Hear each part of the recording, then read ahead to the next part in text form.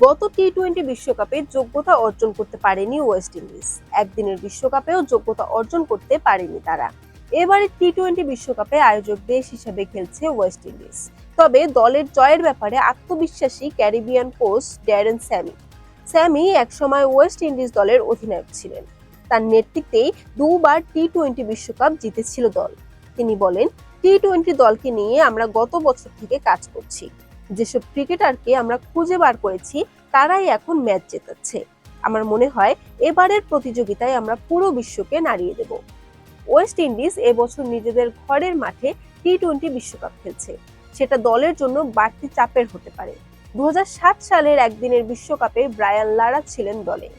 তারপরেও ঘরের মাঠে বিশ্বকাপ জিততে পারেনি ওয়েস্ট ইন্ডিজ। কিন্তু এবারের দলকে নিয়ে আশাবাদী কোটলি অ্যামব্রোস।